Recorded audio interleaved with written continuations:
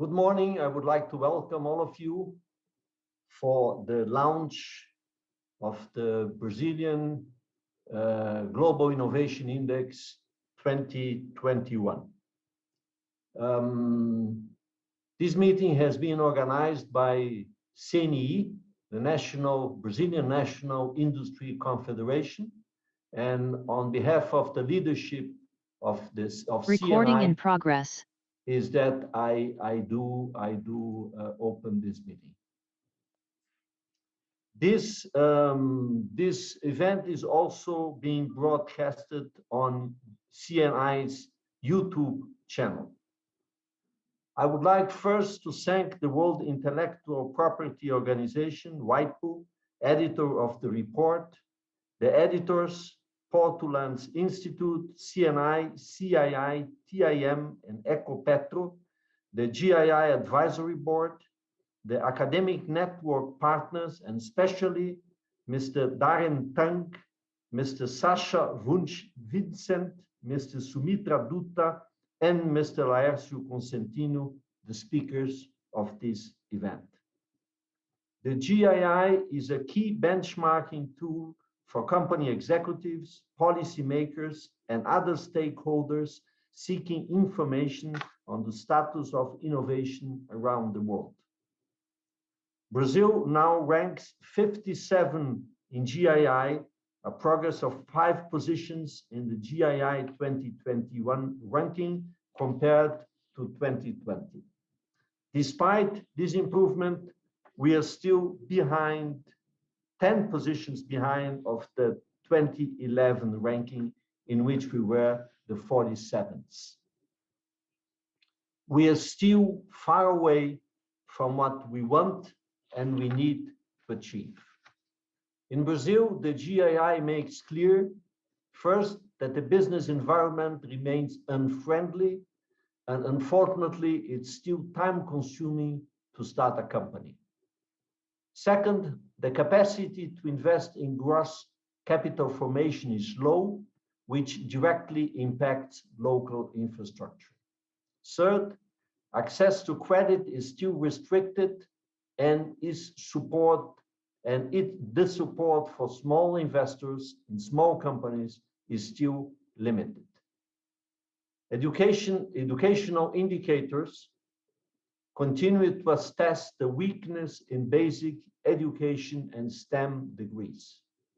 Invest in research and development, both public and private, suffered a decline in the international comparison.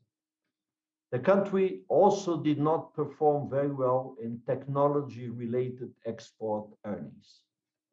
These negative results are incompatible with the sophistication of the Brazilian business sector. It is important to highlight the fact that the Brazilian economy is not doing well in other reports. We are the 51st out of 63 countries in the World Competitiveness Digital Ranking 2020, edited by the IMD. We are the second to last among 18 selected economies, only ahead of Argentina in the Competitiveness Brazil 2019-2020, a study published by CNI. We are the second to last among the world capitals, considering the average speed of 5G connections in the first half of this year in the global speed test. And we are the 44th out of 47 economies in the Future Readiness Index 2019 of the Portland's Institute together with CNI. Technical progress is known as one of the main drivers of economic development.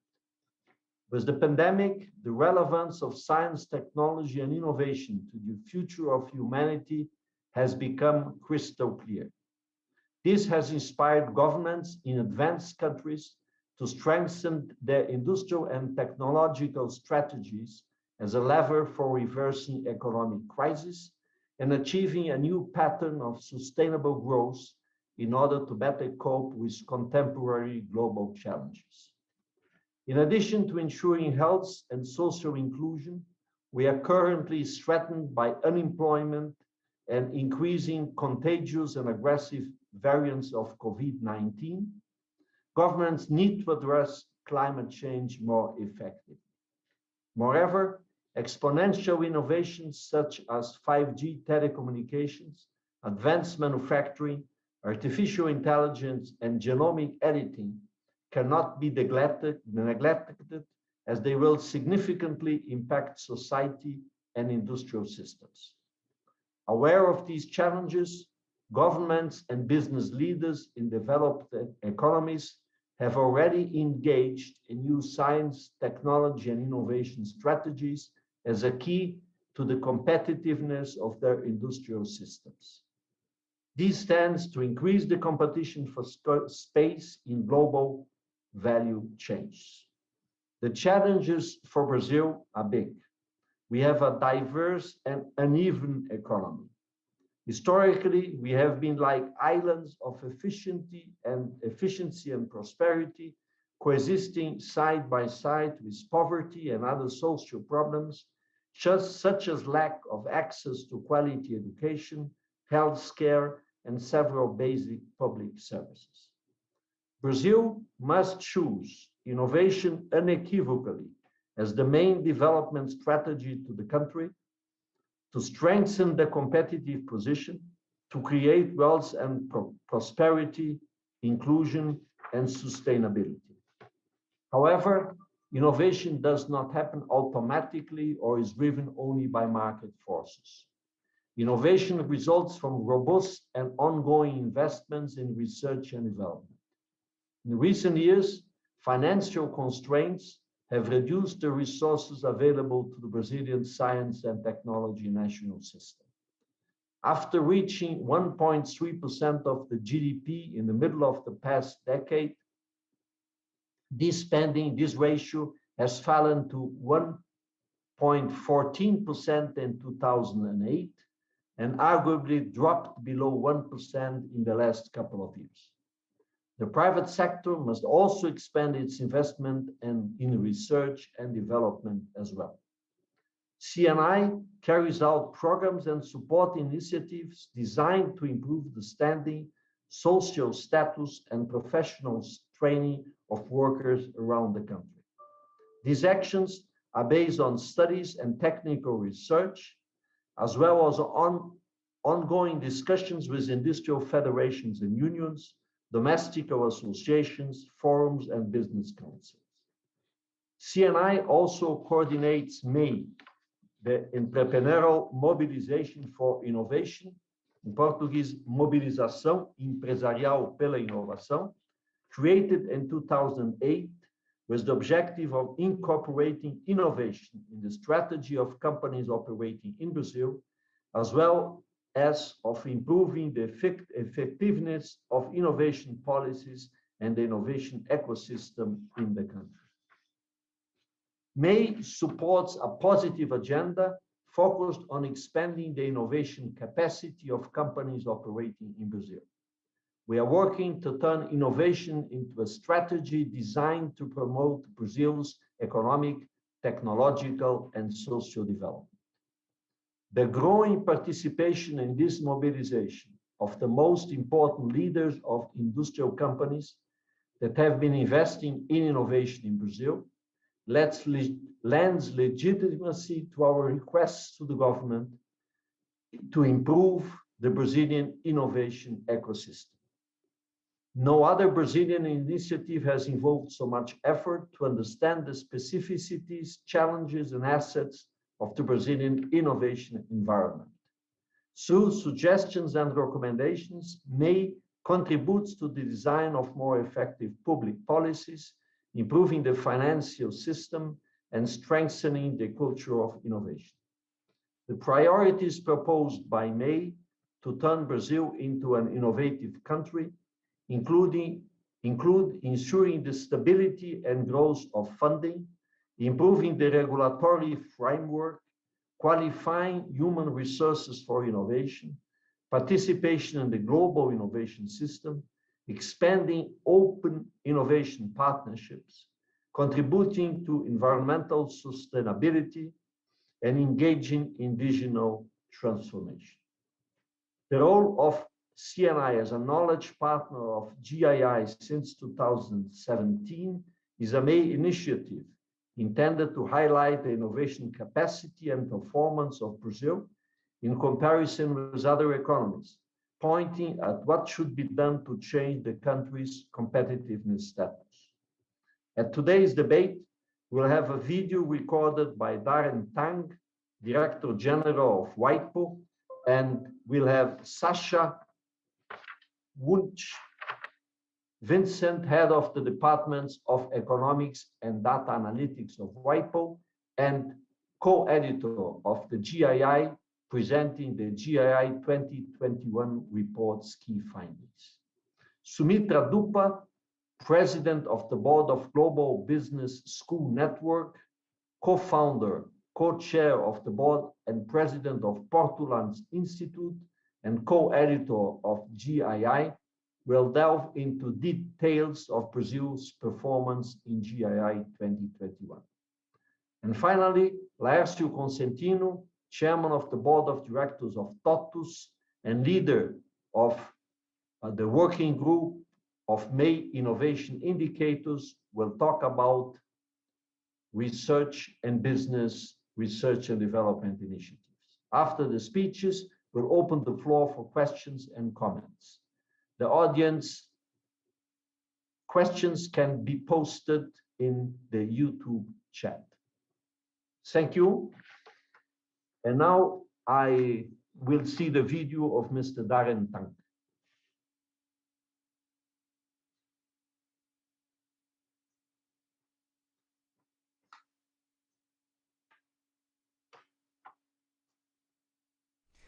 Good morning.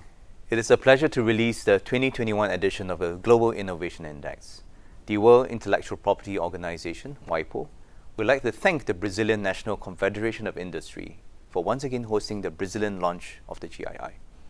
In particular, we'd like to acknowledge the contribution of Robson Andrade, President of the CNI, Pedro Wączkowski, Chairman of the Board of Directors of Grupo Ultra, and a member of the GII Advisory Board, and Laércio Consentino, Chairman of the Board of Directors of TOTUS and leader of the MEI Innovation Indicators Working Group. Ladies and gentlemen, innovation is a central driver of economic growth and development, generating real impact for societies and communities around the world. The GII is one example of how we at WIPO use our expertise in innovation to support our member states to develop and grow. As part of this, a few dozen countries, including Brazil, work with the GII to improve their national and regional innovation performance. This helps to generate concrete innovation targets at the sector and even at the enterprise level. This year's edition of the GII is being released in the midst of the COVID-19 pandemic. And while the pandemic continues to severely impact on lives and livelihoods around the world, it has also given us many examples of human ingenuity, resilience, and adaptability. Prior to the pandemic, global investments in innovation reached an all-time high. So when COVID-19 hit, a big question was what its effect on innovation would be. This year's GII finds that the innovative sectors of the global economy have remained strong despite severe disruptions. Indeed, governments and enterprises in many parts of the world have scaled up their investments in innovation during the pandemic. IP filings, scientific output, R&D expenditure, and venture capital deals all grew in 2020. We also know that innovation is crucial to overcoming the common challenges that we face and to building back better. It is therefore vital that policymakers, practitioners, and other stakeholders are armed with the data that they need to strengthen innovation policies and ecosystems. And here is where the real power of the GII lies, as a guide for all of you for building a more innovative, creative, and prosperous future. Ladies and gentlemen, let me turn to Brazil itself. In recent years, WIPO has partnered with the government of Brazil and the CNI to drive Brazil's innovation agenda forward, and we believe that this collaboration is paying off. Brazil now ranks 57th amongst the 132 economies featured in the 2021 GII, up from 62nd last year and 70th in 2015. Brazil is consistently amongst the top global performers in areas such as education expenditure, e-government indicators, the quality of scientific publications, IP-related income streams, and global corporate R&D expenditure. Here, alongside Embraer, one of the world's largest aerospace companies, we see sustained R&D development and investment by firms such as software specialists TOTIFS and engineers WEG. Sao Paulo also features within the GII as one of the world's top science and technology clusters, home to Brazilian unicorns such as Nubank, Shop, and Loft, as well as acting as the Latin American base for tech giants such as Amazon, Spotify, and Uber. The continued development of Brazil's innovation ecosystem is a testament to the high priority Brazil places on supporting innovation across society as a whole. And in a world where technology, innovation, and creativity will continue to reshape and lift the global economy, WIPO looks forward to our continued collaboration with our friends and partners across Brazil. Obrigado.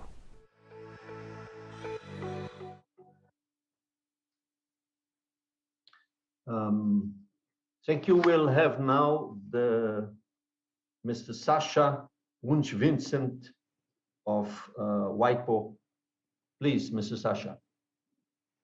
Thank you, Mr. Węczowski, and also Gianna, and a warm welcome from Geneva to all the constituents and the businesses that are represented within CNI. As Pedro rightly said, if I may use your first name, Pedro, actually innovation is carried out by businesses, right? So for us, these sort of meetings that are carried out by business associations are actually key because these are the entities that underpin innovation in the marketplace. So thanks for taking the GII to this important community. Now, we have a presentation which we were asked to provide in conjunction with Professor Dutta Subitra here also online. But let me first make a few personal observations here. So yesterday, during the press conference, Brazil was mentioned indeed as one of the countries that are going up by a few positions. And congratulations to that. It was not in the group, however, of 4 emerging economies that we have identified as moving up consistently, right? So I think that so there's good news with the upward move, but it's not in our core group of what we call now the TVI-IPS, the TWIPS, Turkey, Vietnam, India, and the Philippines. The difference here is that these countries, although they have started from a much lower level, have much more progressively moved upward, right? So what we are really interested in at WIPO, or generally as innovation economists, and what I guess Brazil and CNI are interested in, is consistent upward move, an upward move which is according to the level of development. Okay, and now in terms of the level of development, there's good news this year, because with the upward move, Brazil is actually relative to development looking relatively favorably. So with this in mind, let me start my sharing my presentation, and I will in particular cover the aspects that relate to the impact of the crisis on innovation and the broad rank changes, and then I'll pass the floor to Sumitra Datta. Now, generally speaking, of course, the GII has been used by many countries today, and that's the main purpose, is a yardstick for considering and assessing innovation policy and actions over time. Of course, my media colleagues and myself are very happy if on the day of the launch there's a lot of media reports. It would be lying if I say that's not true. But the most important thing, I think, for us is to see that cross-ministerial task forces form on the ground that actually consider the GII in detail, and then there is an action plan which is monitored and pursued over time. And here, I mean, generally there has been huge progress over the last 5 or so years. Sometimes countries even have the GII in their innovation law. So I was just with Vietnam. There's a prime minister resolution where all ministers, the cabinet is supposed to report to the prime minister on a quarterly level on progress. And they call relatively constantly to actually identify how to better furnish and supply statistics and so forth. And funnily enough, those countries, and there's other examples like India, China, are also usually the ones that move up. It's not because of the GII, obviously. The GII is, you know, it's probably just a trigger sometimes, but it's about concerted efforts and not one minister changing something one day, another minister another day, and that's quite important. In Brazil, I think we do have, thanks to CNI and all these events, we do have quite significant following. But in terms of cross-ministerial task forces and, you know, consistent checking in from time to time, that is something that we could work on together in the near future, if you permit. Now, I'll cover the two main elements of the GII without going into Brazil. Those are the global innovation trackers. So we actually had a deep look. Sasha, excuse me, Sasha, if you can use the full screen for the presentation, that would be best. Yeah, I've tried that, but the button doesn't trigger the full screen. So it's a Zoom thing, I think. I've tried a few times. Let me see. I've hit it a few times, you know, the full Zoom screen. It's too small for you to read? No, just the numbers are more difficult to read than the text. That's just No, I am aware of this, but it's just that. Okay, go ahead. We'll manage. Yeah.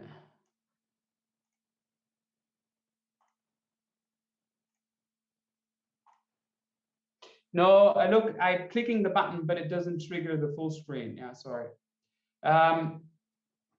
Okay, so back to the slides. So in principle, we first assess the impact of the crisis on innovation. And you would think that we only have to assess 2020 really in 2021, which is difficult enough.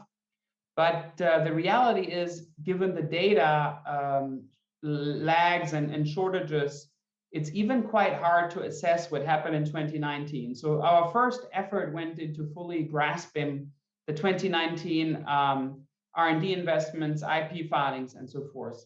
And it's really key to understand that we've reached an all-time high in innovation expenditures in the aggregate worldwide, if you consider R&D, VC, and IP. So we're going into the pandemic from an all-time high, and it's not only a high in terms of overall investments, but I think it's also personally a high in terms of engagement of countries and enterprises across the world. And I'm not only talking, you know, relatively rich countries such as Brazil and Germany and so forth, but I'm also talking about, you know, Tanzania, Uganda, Laos, and it's quite fascinating to see how the world has changed in just 10 years in terms of attention. So we're starting from a peak. And the question now for us was, you know, the extent of the impact of the COVID crisis. You see in my chart here that GDP in 2020 is slumping quite hard. And as you can see from the graph, if history is any guide, we would have expected a -3% slump, pretty harsh slump of R&D expenditures. Same for IP filings and venture capital, which are quite cyclical. Now, as far as we can tell, this is not what happened at all. And we see two reasons for this. I mean, one is, of course, the nature of the crisis, which is fundamentally different than a business cycle crisis or recession, like in the Great Recession. I mean, the comparison was always made between Great Recession and the pandemic, but in fact, the economic fundamentals, as you know better than I do, are quite different. So this sort of abrupt crisis without economic fundamentals at stake is one reason. The other one is that I think governments and businesses have continued to spend on R&D throughout 2020, as far as we can tell.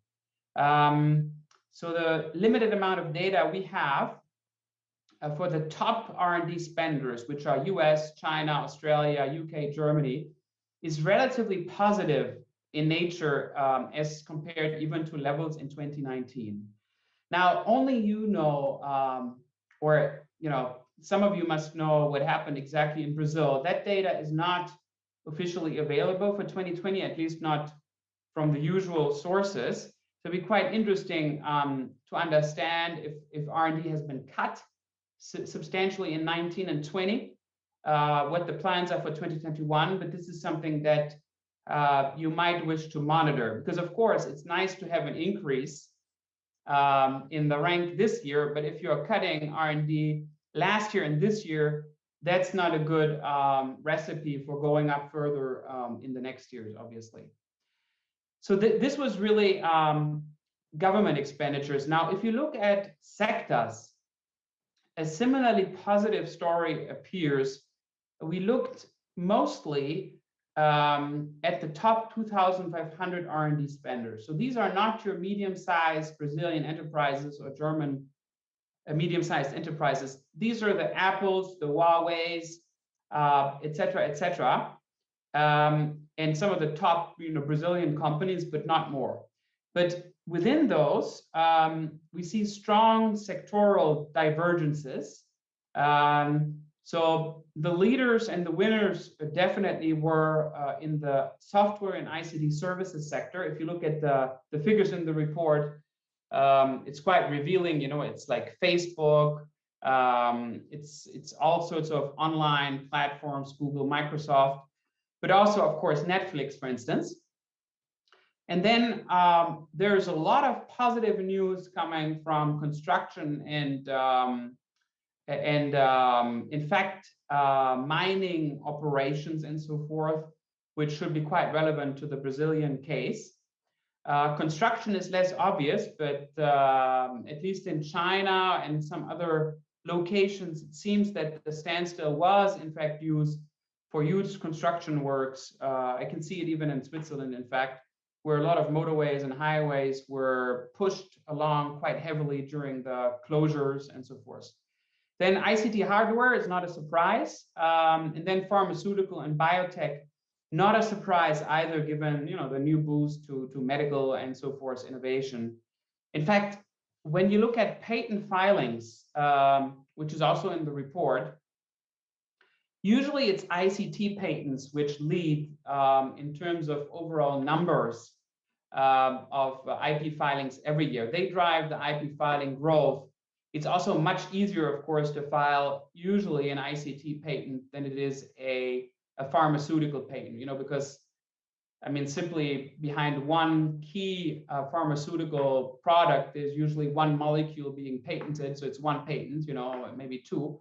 But behind a smartphone, there could be several hundreds or thousands of patents. So this year, however, ICT, despite of this fact, is not leading, but it's pharma and medical, right? Which kind of leads us to hope, in fact, that the crisis might have accelerated, a new push in the new sectors, possibly driving post-COVID growth, as we recover. Economists or innovation economists think in terms of huge growth cycles, and there is so-called breakthrough technologies or general purpose technologies which drive the next wave and cycle of growth. And we're still stuck in the ICT cycle, but we've always hoped, as economists, at least innovation economists, for a new life science boost to innovation. So life sciences and other new materials fields of growth, and hope possibly this sectoral shift is happening in an accelerated way. There are obvious losers as well, both on the country level, but also on the sectoral level. Now, on the country level, and this is data put together by Lorena, who might be here with us right now. It's about 3 out of 10 economies only which spend more than 1 percentage point of GDP on R&D.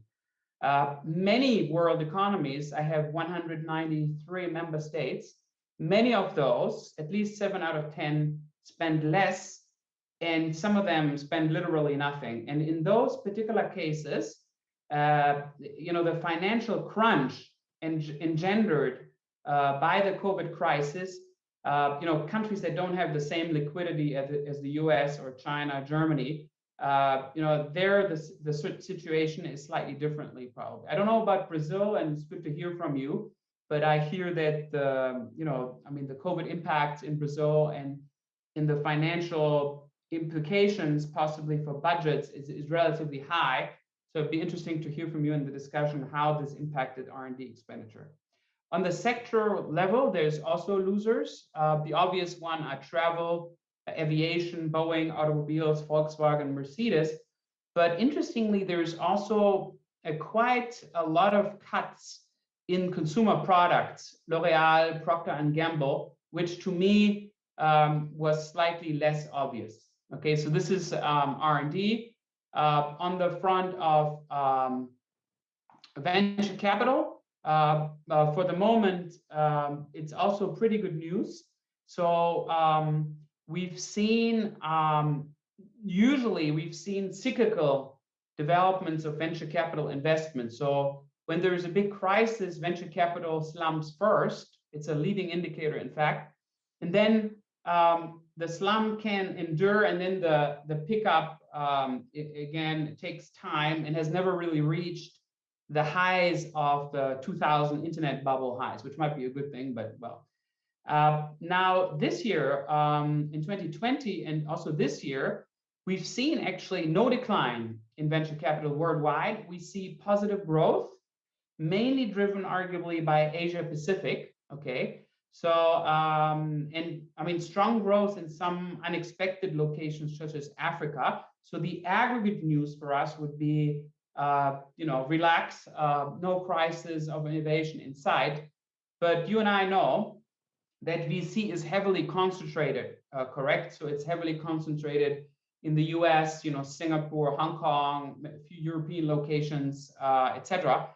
But that it might not be, even before the crisis, as accessible in other countries, and in fact, even possibly Brazil, where it might be less accessible, or the financial markets might not be as flexible as in other locations. So in those locations, precisely, it's interesting to see what the impact of the crisis has been. Let me jump to the GII 2021 results, the headline rank results, please, before I pass the floor to Sumitra on Brazil. So in the press conference yesterday, there was a few high-level messages. One concerned the top 10, and in the top 10, essentially the big news was that Switzerland, Sweden, US, and UK cannot be removed easily from the top 4 slots. They're really a stable sort of group, and each one of them has their particular story, right? The US is clearly different to Switzerland, and you could possibly argue that the US, certain parts of the US, are more innovative than Switzerland, but in the aggregate, US is not, and also Switzerland has a very different story in how it contributes to innovation to Sweden. It's also a very different sort of population size and economy to US and UK, but those are the leaders. The second big news was that Korea, the Republic of Korea, has jumped forward to slot number 5. Now, Korea has always been strong in hardware innovation, the chaebol, Samsung, LG, Hyundai. We all know the strengths of the Republic of Korea. Interestingly, the main drivers of this jump of the Republic of Korea took place in fields such as branding, better brands, trademarks, in the creative economy. So my Director General yesterday, and in fact the Korean president who just arrived in New York for the General Assembly last night, he attributed this rise in part to K-pop, the Korean pop.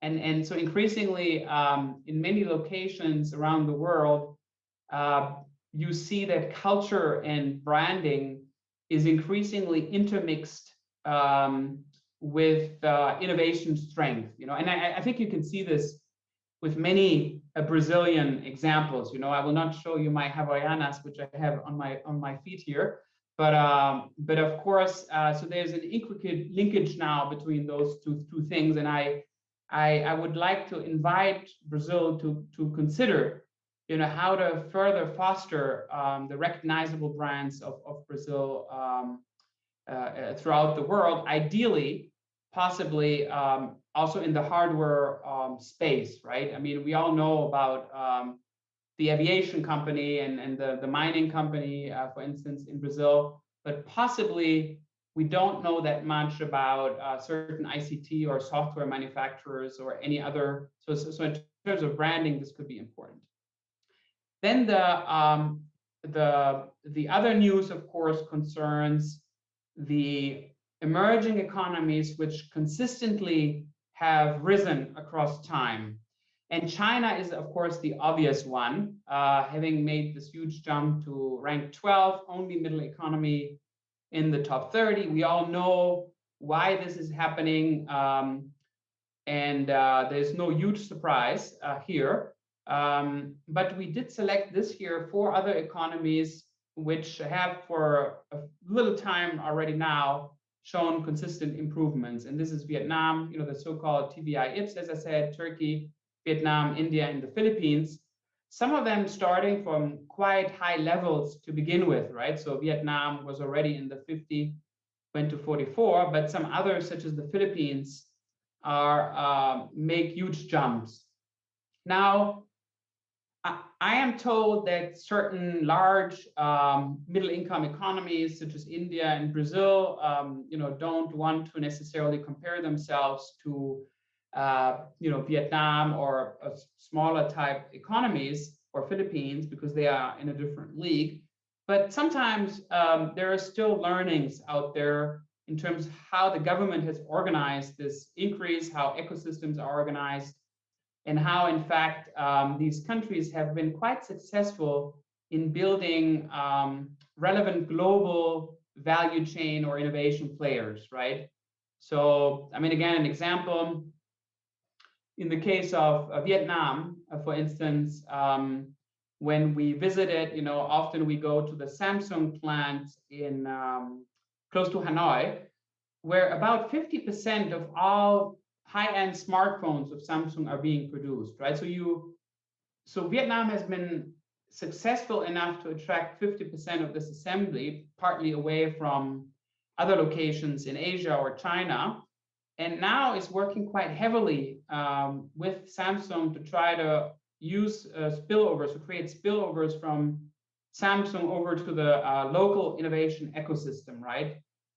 And these things usually bear fruit, and again, in the Brazilian context, I guess it's important to understand or to ask yourself what sort of similar spillovers exist, in terms of local assembly for from international producers. I know Mercedes, a friend of mine is running a big Mercedes plant close to Sao Paulo, so that's an example, but much more examples than that, and actually to use the spillovers is key.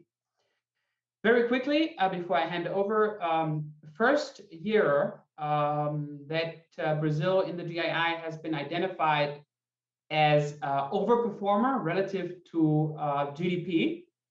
Now, this might come as a surprise to you and also maybe a little bit in contradiction to what Pedro and I said at the outset, and that is that Brazil is going up, but its rank is still, not exactly comparable to Vietnam or some other countries, Philippines or Thailand. So on the other hand, if you look at this curve, Brazil is still this year slightly up this particular curve here, very slightly though only, in terms of what would be expected in terms of its level of development. Let me skip this and conclude with the top 100 science and technology rankings that we also produce. And I mean, this is just the top 100, so it's very hard to be within those 100, and it's only based on patents and scientific publications. I mean, the message that I sent earlier applies. It's mostly a story about high-income countries, mostly the United States, as you can see easily on this map, Europe, and also quite a bit of Asia.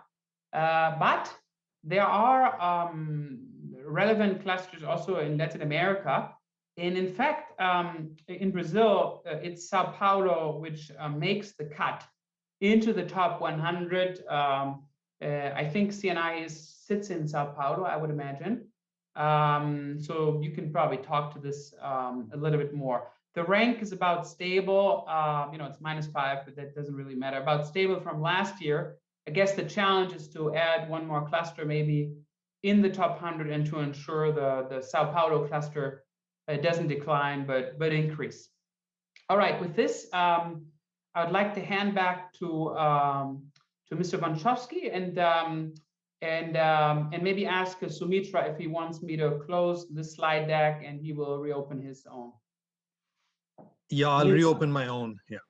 Yeah, Sumitra, please. Your turn. No, thank you so much, Pedro. And I wanted to also thank you for your support of the GII. You're an honored and valuable member of advisory board for GII, so thank you so much. And thank you also for your leadership of the May movement in Brazil, which I know has been very instrumental in helping move Brazilian industry forward. And together with Gianna, I think you and Gianna are doing a fantastic work. And I think I'm happy that GII is helpful for you all in that respect. I'll continue from the presentation which Sasha started. And I will hopefully, yeah, I think this works for me. That's good. So I will speak briefly about Brazil's performance and innovation on the GII 2020. The rank, is 57, and here you have the ranks of the last 3 years. So you see a progressive movement up. One thing which is interesting to note is the rank on the inputs and outputs, the two last columns. In the CII, in the GII model, we have sort of a class of variables which we term as inputs, things that actually help a company or an organization or help a country to become more innovative, and a class of variables that measure the outputs, the actual outputs of a country being innovative. And what is interesting is that if you look at the Brazil's rank is higher on the inputs than on the outputs. Keep in mind, the ranking is highest when it is 1, and of course goes down as you go down the list of countries. So 56 is ranked higher than 59, and this has been true for several years. So what it shows is that Brazil, is investing probably, but is not fully getting the benefits of that investment. So the action that perhaps can be taken on that, and I'll say a little bit about it later on. Brazil has been relatively constant in the top 60 in the world. So there have been some movements, but it's been relatively constant. I would like to emphasize that the rankings we give in the GII are relative rankings. So they're not absolute rankings. So which means that Brazil is in relative terms in roughly the same zone with its performance in previous years. So Brazil, I think, is important, has not in relative terms moved much and gone into a different, let's say, grouping altogether. In contrast, for example, this morning we did a launch for India, and India in the last 6 years has moved from the 80s now to the 40s. So there has been a significant jump in terms of relative position of India in the world. So I think this is, just a confirmation of what was mentioned earlier by Pedro and Shasha. Here you see, for those of you who are from other Latin American countries or interested in other Latin American countries, you see that, where the different countries are positioned. A general comment out here would be that in Latin America, most of the economies are not necessarily in the top 50 in the world. In fact, even Chile, which is by many measures often highest ranked on many indicators, is ranked 53. So there's generally a lot of room for improvement in Latin America that is possible. I think Shasha did refer to this earlier, so I will not talk much more about it, but we see that Brazil is showing some positive relationship to innovation and development. This was not the case in the previous year, so this is the first year that Brazil actually has moved in that upper part of the regression line. And the regression out here, just to make sure that you identify the indicators, the axis on the y-axis, the vertical axis, the GII score.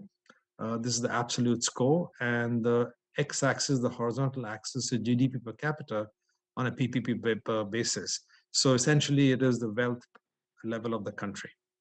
Now, this chart refers to that relationship between input and output I referred to earlier. And it's interesting, we see different patterns. I mentioned earlier today in the morning, we did the India launch of the GII. And India has a reverse, let's say, situation where India's relative rank on the inputs is lower and its rank on the outputs is higher. So in the case of India, what you see is that with lesser inputs, it's able to produce, through some centers of excellence, through some exceptional performance in areas, higher levels of innovation. I think in the case of Brazil, what the data tells us is that there needs to be more effort at creating linkages between the inputs and the outputs. We have seen from other countries that have been good success stories, the more interlinked and the various innovation actors are, the higher the chances of success. For example, two important innovation actors usually in most economies are the universities, academia, and industry.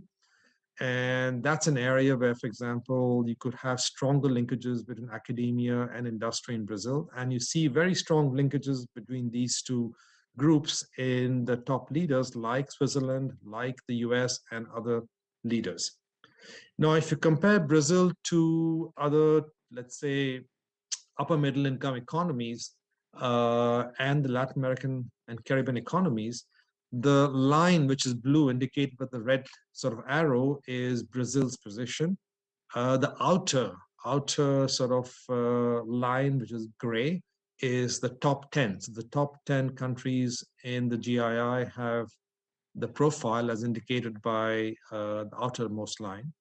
So you see that there is a room for improvement for Brazil. And Brazil, of course, is doing above, in some dimensions as compared to its peers in the upper middle income group. And those four pillars are the human capital and research, the infrastructure, the business sophistication, and knowledge technology outputs. And we will talk more the Brazil performance in each pillar, but clearly human capital and business sophistication are actually important elements of Brazil's, let's say, strengths right now.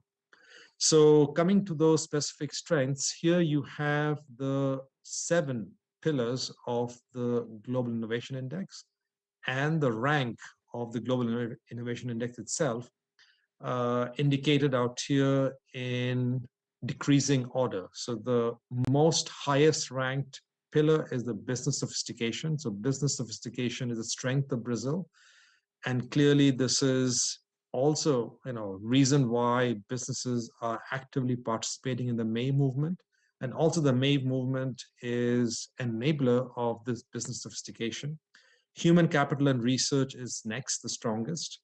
And, Brazilian talent is well known, internationally and at home.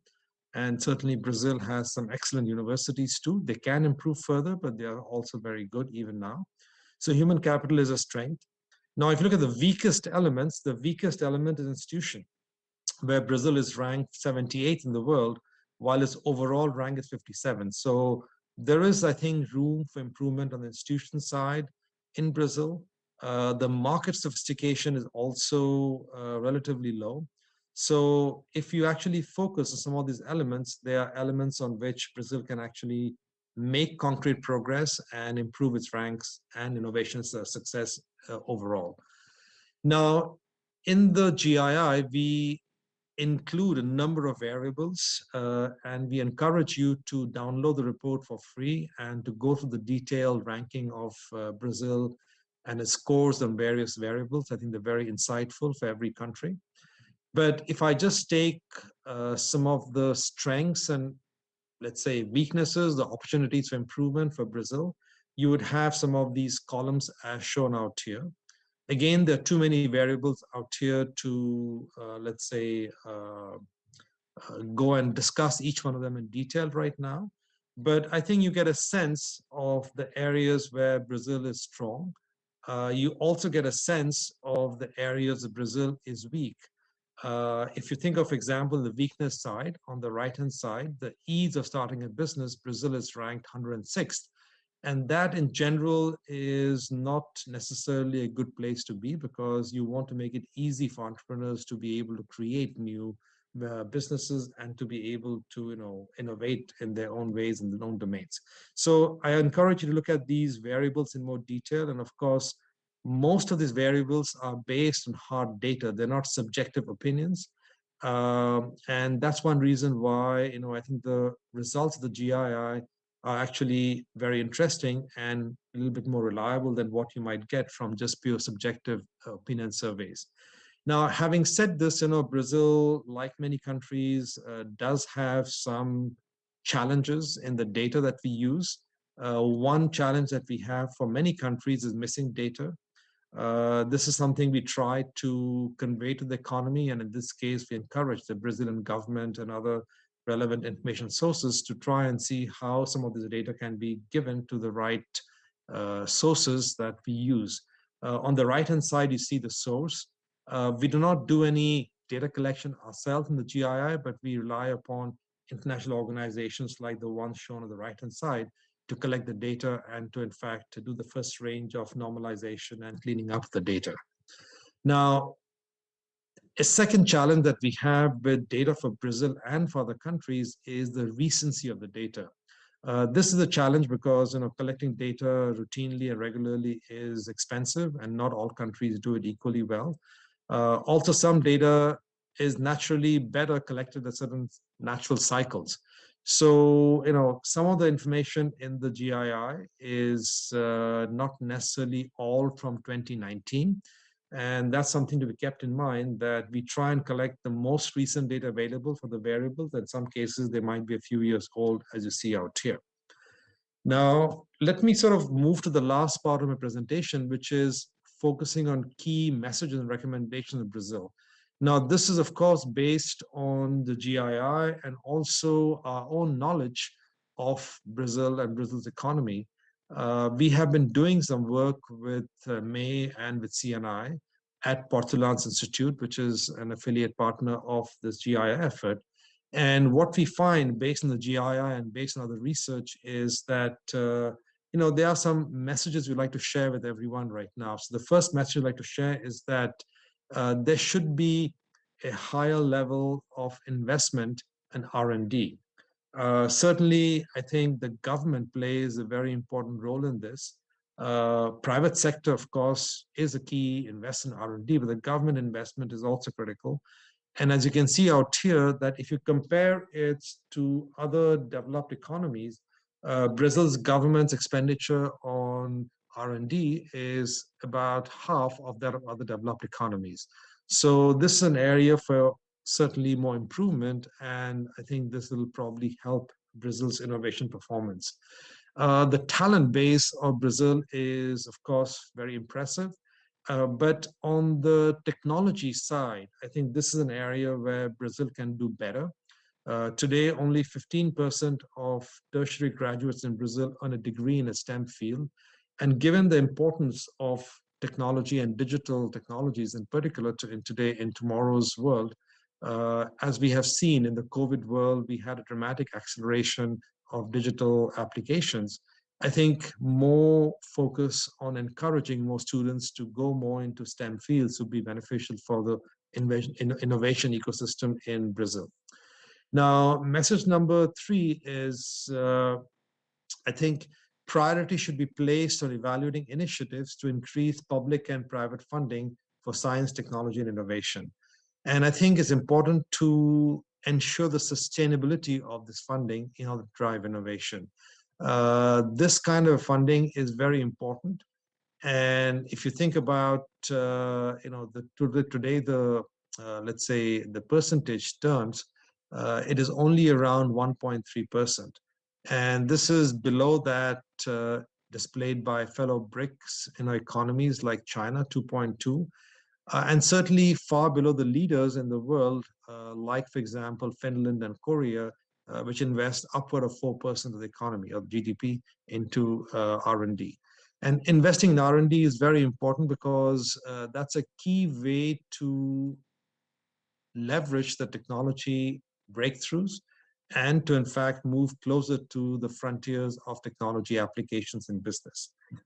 Now, message number 4 is we need balanced and stable markets to attract foreign capital investment. And in general, the regulatory processes are long and not always easy. They're complex. And when we talk to entrepreneurs, many of them, in fact, say that they would like life to be simpler for them, and starting businesses, closing them in Brazil are not necessarily the easiest thing to do.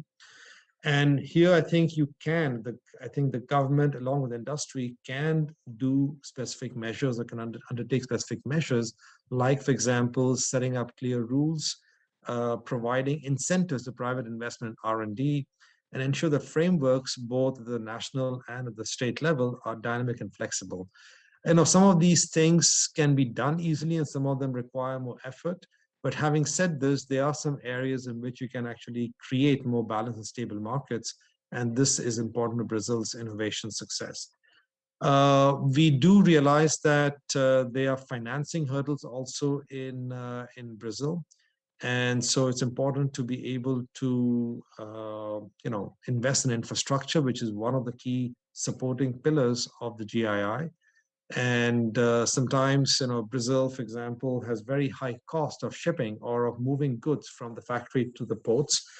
And Brazil is a big exporter of at least commodities.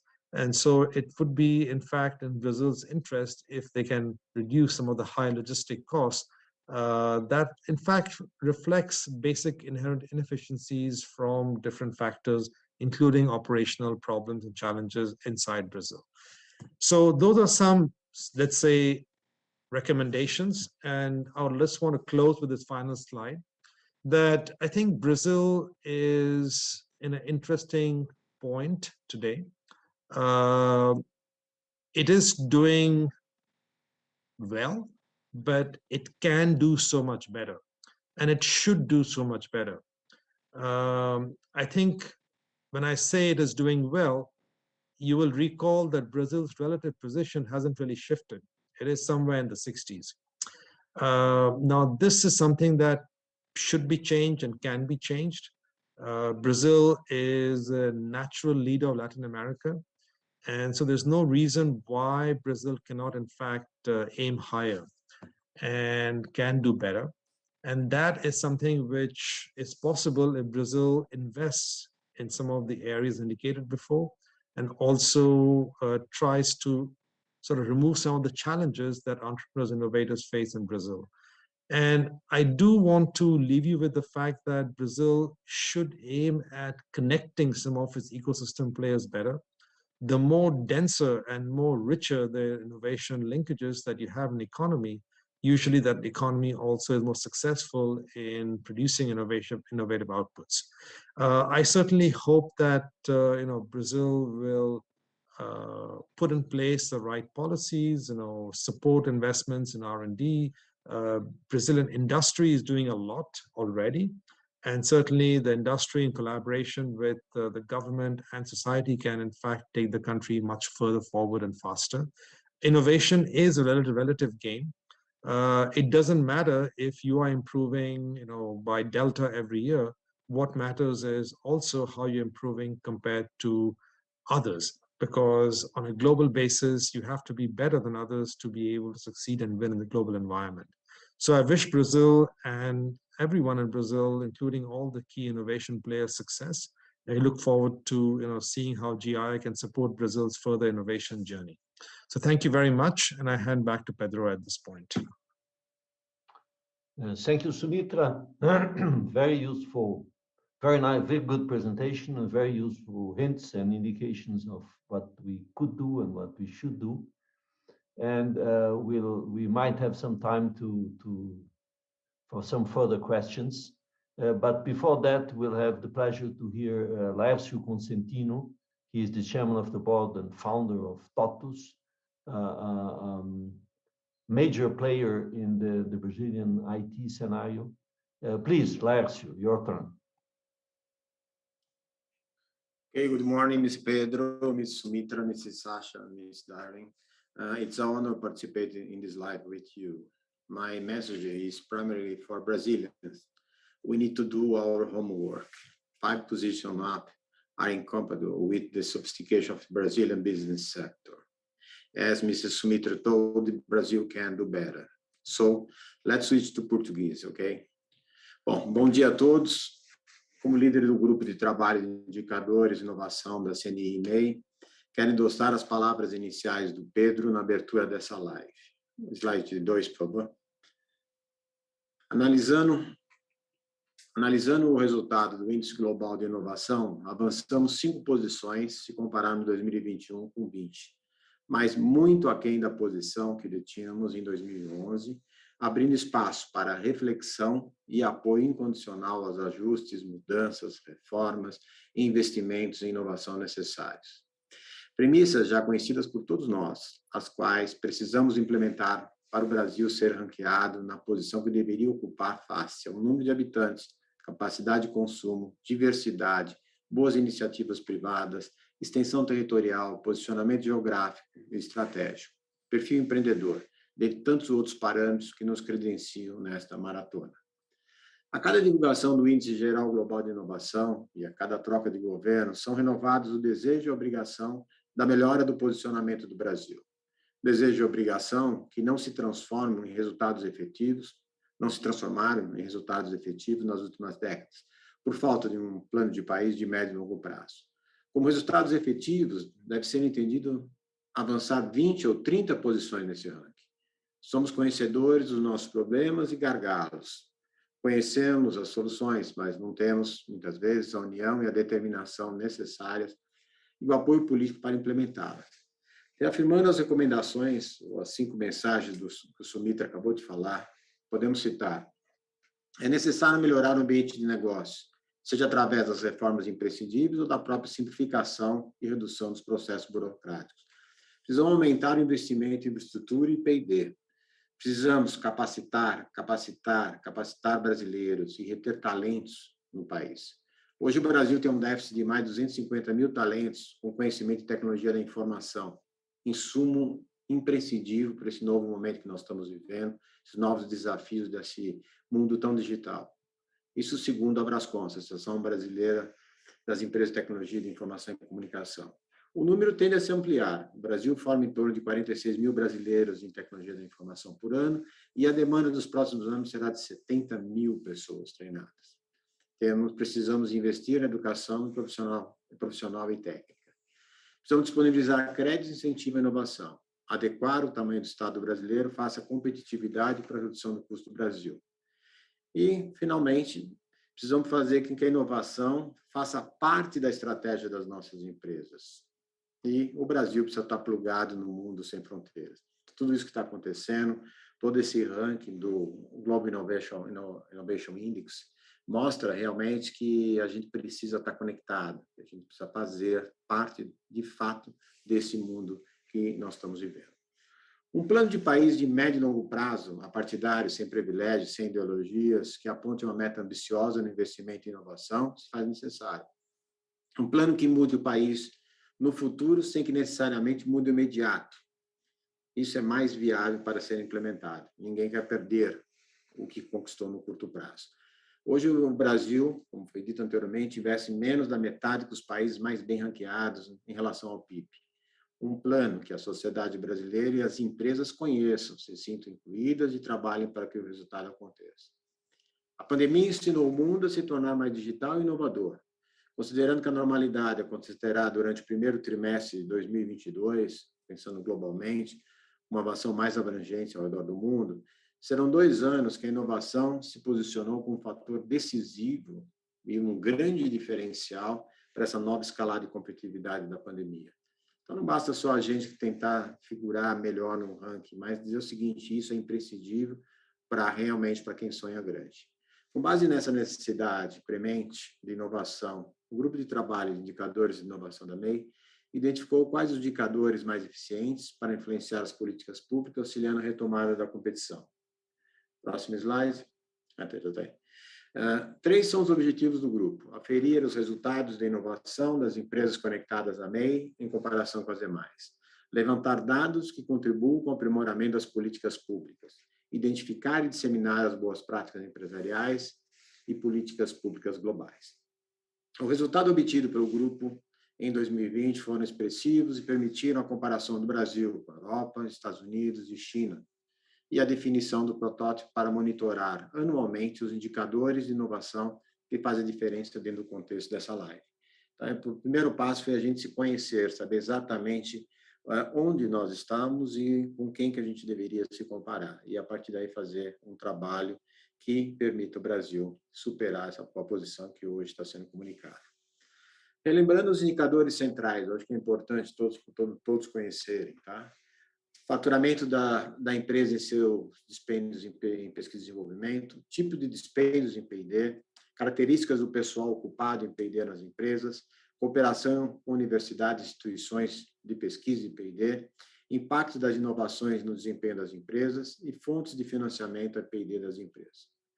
Como achados pelo trabalho realizado pelo grupo nesses últimos meses, comparando a empresa da MEI com as demais, nós achamos as empresas são mais inovadoras, existe um maior esforço tecnológico, tem mais pessoas alocadas em P&D e empresas cooperam muito mais com universidades e centros de pesquisa. Então, isso demonstra que nós temos o caminho, nós temos empresas que pensam dessa forma. O que a gente tem que fazer é multiplicar esse pensamento para mais e mais empresas. Próximo slide.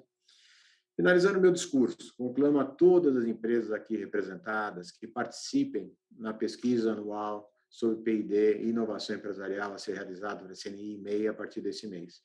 A apresentação dos resultados da pesquisa dar-se-á no 9º Congresso de Inovação da CNI em março de 2022. A contribuição de cada empresa é fundamental para o sucesso do plano de país mencionado acima. Atualmente, o mundo está sendo reconstruído com políticas de ESG e inovação, por uma nova sociedade que pensa e se comporta de maneira diferente do que muitos de nós aprendemos e vivemos. Inovar de maneira sustentável e competir para vencer. Essa é a grande mensagem. Pensando de uma forma holística, pragmática e apartidária, conseguiremos mudar muita coisa se a inovação e a tecnologia forem adotados como vetores desse grande movimento. Tá? E como o Mr. Sumitra falou, as the Mr. Sumitra told, Brasil can do better. É isso que é exatamente que eu desejo com todo esse trabalho que nós estamos fazendo no grupo de trabalho da MEI de indicadores de inovação. Thank you. Thank you, Laércio. I think this is a very important message. I hope Sumitra and Sasha had access to the presentation in English. We do have some time, some additional time for questions. I did receive some. The first question I think for Sumitra and Sasha is that is the following: the 2020 and 2021 years were very atypical due to the COVID-19 pandemic. What are the trends of Brazil's position in the GII for the next 2 years? If you could have some advanced guess or indication. You do know that we had the GDP decreased around 4.5% last year, that it's expected to increase only around 1% this year. What are your expectations for Brazil's position and Brazil's performance in next year GII?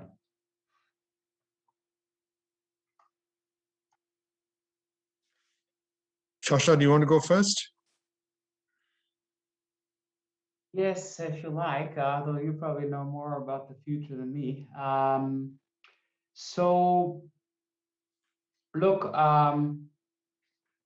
we know the indicators that go into the GII, so that's not a secret.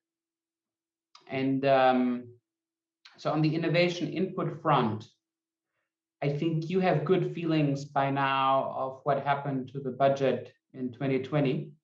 What budgets are being asked for by the science technology minister, and what is happening with the famous innovation fund, that Gianna and I are discussing sometimes. So, or the investment credits and so forth. So I think that gives a good perspective on what might happen on the input front.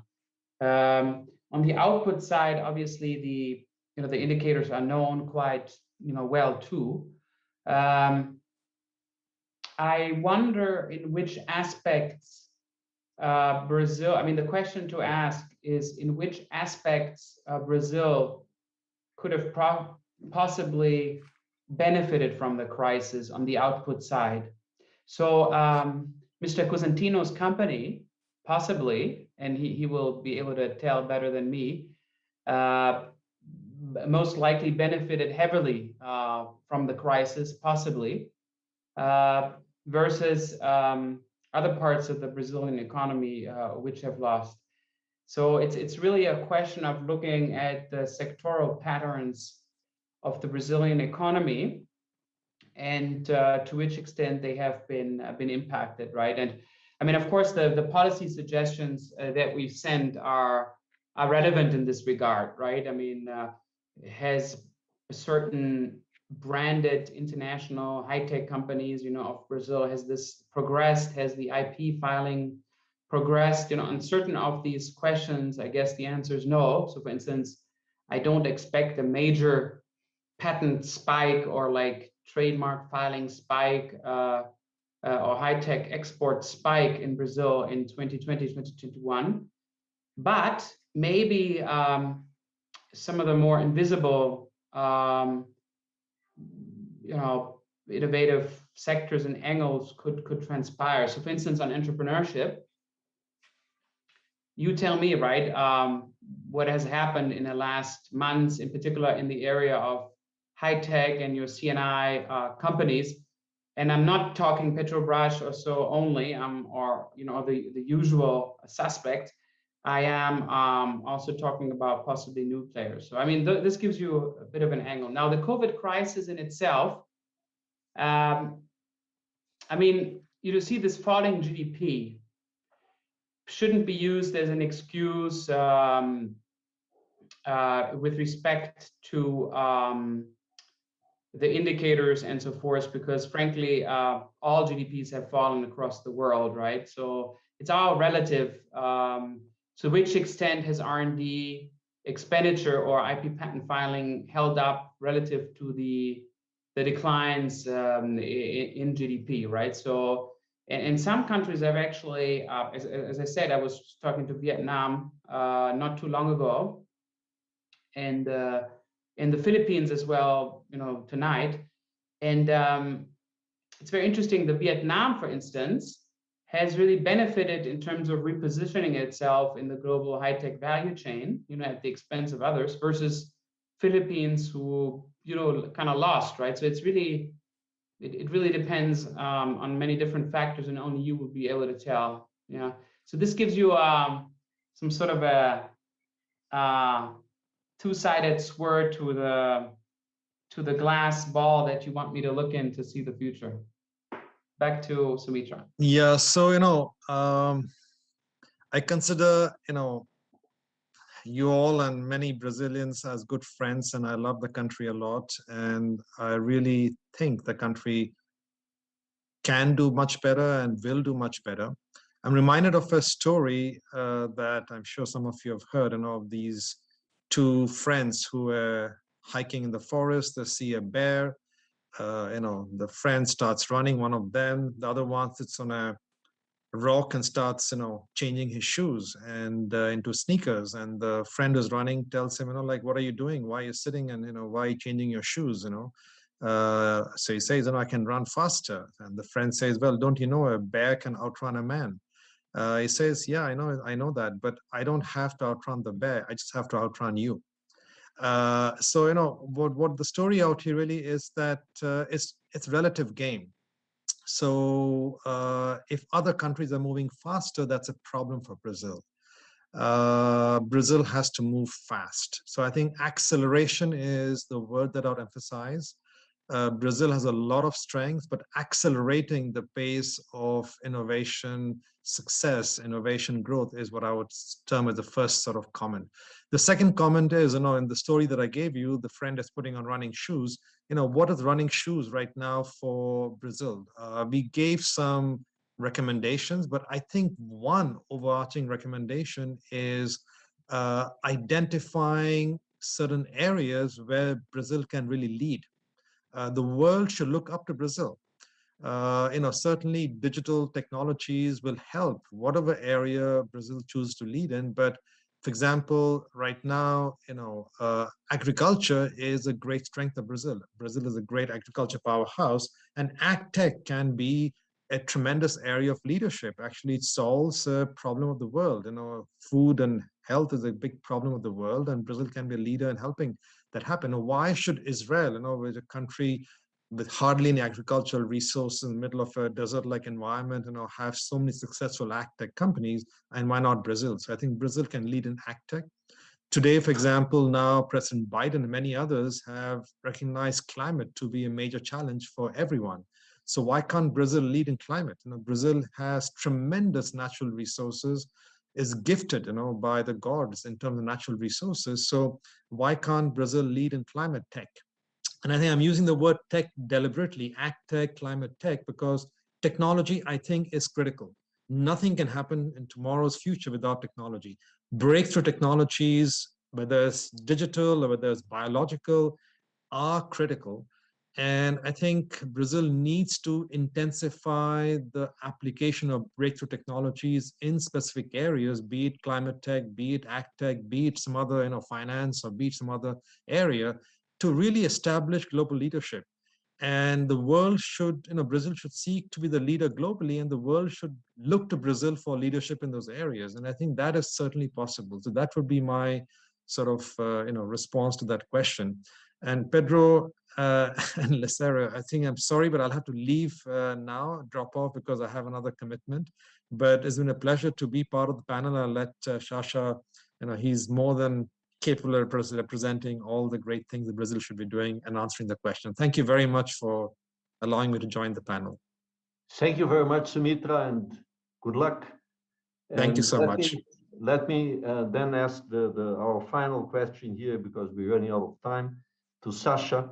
You have launched now the Global Innovation Tracker. Can you explain to us more precisely what that means? What's the purpose? What we can learn from the tracker itself? Yes, sir. And I have, I think, a question from Julieta also on my WhatsApp, which is slightly different. So I'll try to address both of them. Now, the first one is quite easy. It's just the GII in itself, the rankings. It's a snapshot of the relative performance of countries to each other in a given year, with some potential to identify changes over time. But the GII itself, the rankings, don't say anything about the levels of innovation, whether it's more or less than last year, how innovation is faring in general.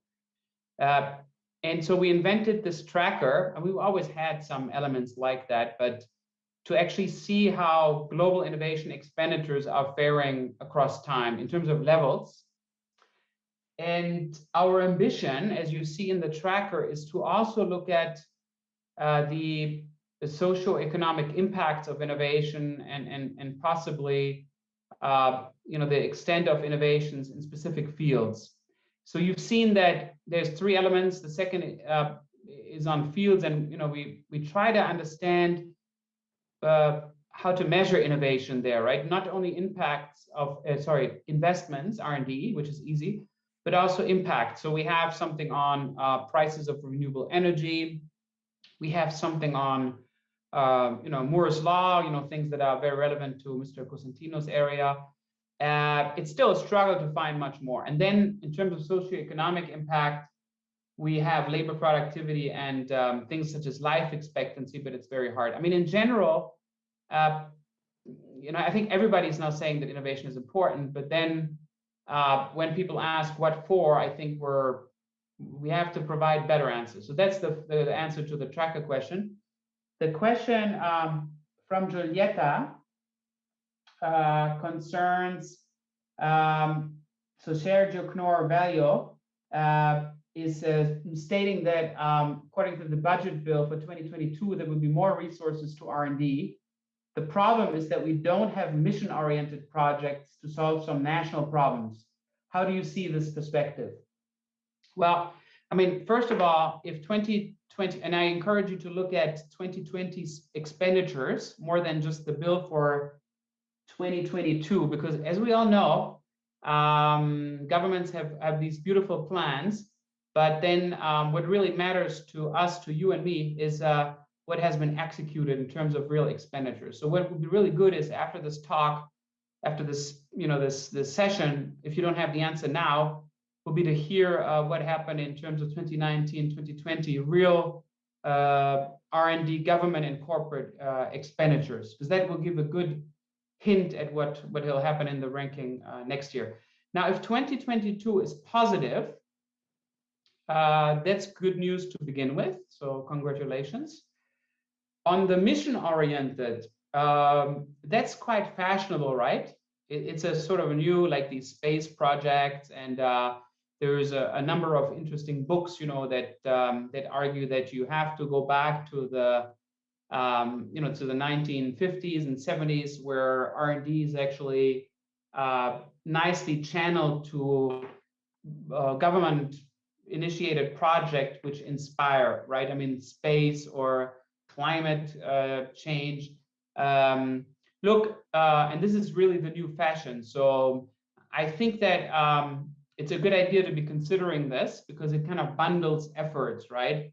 But then again, we also know, of course, that if you have only governments choosing these pet projects, then sometimes they make mistakes, right? So if CNI is involved, possibly, it will also lead, or the industry is involved, it will also lead to better decisions in terms of which moon projects could be interesting to pursue.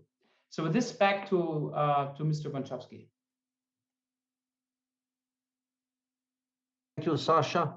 I will ask the last question to Laércio. You've made an indication of the importance of indicators to actually measure what's going on, and more importantly, to define areas in which we should do better. Do you have learned any specific issues from the work you've done so far as to where our efforts for the new future should be concentrated, or should be the major challenges for us in the science, technology, and innovation arena? Well, I mean, I think the slides are, of course, a good start. So there was two angles. One was the weaknesses in the Duta slides, right? So overcoming these relative weaknesses. And then he also sent a few policy messages, which are not WIPOs, not GIIs, sort of, but he's worked quite a lot with you and in Brazil, so there must be something in there. I mean, for me, I think the biggest, the most impactful aspect for countries which have moved up considerably is the building of companies that operate on international markets with respect to global value chains. So this is in the manufacturing space. So you know, you start with manufacturing for somebody else, and then you build this competency to actually be able to manufacture mechanical engineering products, or you know, IT or some other sort of products to be exporting to the world. But it can also be, of course, in much more software and service oriented companies, or even, you know, beauty products and so forth. But the challenge here is to be known outside the world. I mean, outside of Brazil, outside of Latin America, as a powerful, innovative player, you know. And then I've learned that if you look at China, for instance, I mean, it's a long time ago. I went for the first time to Huawei when it was like, I mean, I didn't know it back then, so it's some long time ago. And the first thing they showed me was what they call the patent hall of fame, the patent wall of fame. So they took great pride in patenting, and it wasn't actually to compete only with Apple in the IP legislation court, you know. It was actually to foster the image of the company as a high-tech player. And with this came also very rapidly, and you see this with Samsung as well, a strong branding effort in terms of sending the message that it's an innovative company at play. And I wonder if this is some useful point for Brazil also, right? So to actually position these key companies that you have in a slightly more IP or research intensive angle to be known international innovation players. Thank you, Sasha. Laércio, what are your views on the subject, please? Okay, in my opinion, our major challenge, you can divide in two parts. If you think outside, I agree with Sasha that we need more companies that not only thinking about the Brazilian market, but work for international market. Right now, we have so many companies in Brazil that only wish the Brazilian market. But if Brazil want to be great around the world, you need more companies that think this way. Companies that invest in technology, new deals, new technologies, and invest in digital transformation. Okay, but when you see the inside the problem of Brazil, the challenge in Brazil, I think is education. It's impossible we create a good scenario in Brazil if we don't have the people to work this kind of company. This is a challenge inside of Brazil. I think that Brazil can have more position in the next years, but not enough of necessary for to be a competitive country. Company as TOTUS, agriculture sector, and many new companies that appear in the financial sector in Brazil can contribute, but we need more and more. And the problem is the other countries are going faster than Brazil. I think this is not the problem, but is one thing that one alert that Brazil needs to pay attention.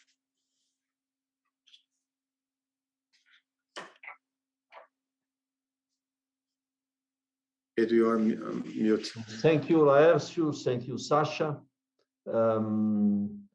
It has a pleasure to organize this meeting and to coordinate the work of today's presentation. The Global Innovation Index has already published its data, So information on Brazil is now public, and I encourage everyone to go after the detailed information to understand how we stand today, and more importantly, what we can do, what we should do to change the position. As Laércio mentioned and Sumitra mentioned, we don't have to, our aim has to be not to improve the position, go from the 57th to somewhere very near to that figure, but to go actually to be in the 20 largest or best, more innovative countries worldwide. That should be our target, and it will certainly take several years to reach that position. But the moment to start is now, and I think we have all the information and all the skills necessary to go that journey. Thank you again. Sumitra is not with us anymore at this moment. Thank you, Sasha, Laércio, Gianna, for the organization of this meeting, and thank you all for assisting this launch of the Global Innovation Index 2021 Brazil.